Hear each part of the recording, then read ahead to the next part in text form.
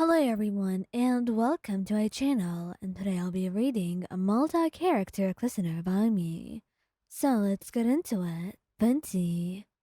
Venti may be young in body and spirit, but he is certainly not young in his mind. And remembering so many things, well, was difficult for him sometimes. And as such, he ended up forgetting about your date. And when he went home and saw how angry you were at him, he was quite weirded out by it. Why, what's wrong? Why do you seem so upset? He asked, completely clueless of what he did. And once you don't respond, he tries to run through a list of things you might have done, and then you kind of snap out at him. You know, maybe I'm angry because you forgot about our date, and I waited in that restaurant for 2 hours, Venti. 2! You tell him, and he stands there, realization dawning on him, and shame as well. And soon, he takes your hand, while you try to wring it out of his own. But he keeps holding it, and leans down to kiss it. I'm sorry, Mayan. I... I didn't mean that. You should know I didn't. Please, Mayan, my darling, give me a chance to make it up to you, and I'll make it worth your while. He mumbled, and after a little bit of consideration and looking into his eyes, you decided that he probably was right. Maybe he had something going on in his mind, but you would only excuse him this time. If it happened again, there would be no forgiveness for him. Scaramouche. Scaramouche was not really used to dates or having anything that could be considered a romantic meetup. So the reason he actually didn't go was because he was panicking in his room. He had dressed and undressed and tried everything in his wardrobe a couple thousand times already. And he was also thinking of what he should do there. And amidst all of that thinking and trying to pick the right clothing for what he was going to do, he had no idea what to do at all. And realized that he was panicking so much and just stayed there, curled up on his bed, trying to protect himself from the thoughts that were storming his brain. And when he went home, angry, he found him there.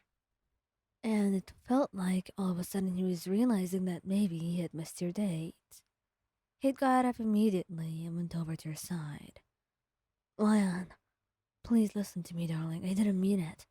I I didn't realize the time had passed so quickly. Then why didn't you go? You were staying here, and it looks like you haven't been getting much done either. So what was the reason? Why didn't you just come and tell me that you couldn't go or something? I I don't understand, Scaramouche. You tell him, frustrated and upset for understandable reason. But he holds you then, and though you're hesitant, you let yourself melt into his arms as he explains himself and tells you that he panicked and had no idea what to do. And although you're mad about being stood up on your date, you can be truly mad at him for something so human as that. It happened. Maybe not all the time, and maybe it was uncommon, but it did. And you loved him. So you will let it pass. And hopefully he won't panic like that again.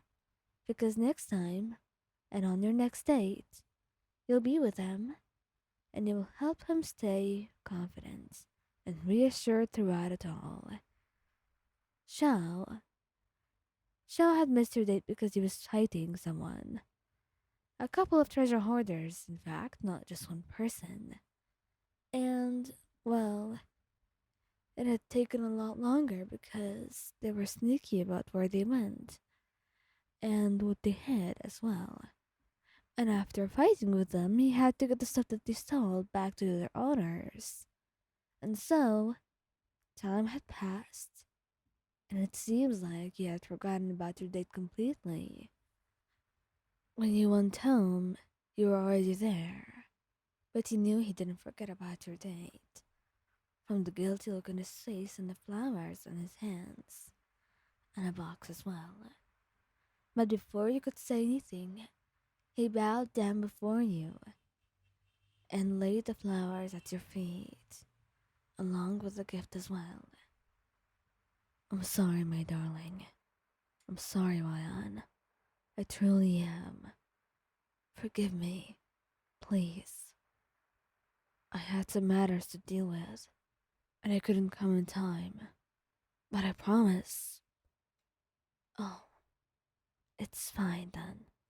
I'm not really mad at you, Xiao. And although you were mad, that way he was so sorry and honest about his feelings, well, you couldn't really be mad at him after that. If anything, you knew his feelings were true, and you couldn't doubt him about it. Tighnari. Tighnari only did not attend your date because Cole got sick. And initially you were very mad at him, and when you went to his home, you were visibly angry and you could clearly see it. So he just wanted to explain. Juan, I know you're angry at me and for a good reason, but give me a second and I will tell you everything. I'm no idiot, Tighnari. I've been waiting for you.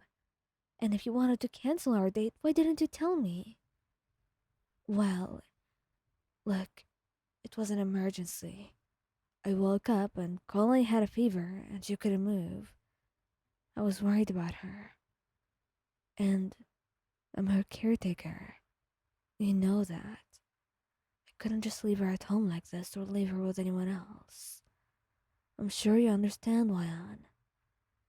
And you did understand him. Perfectly.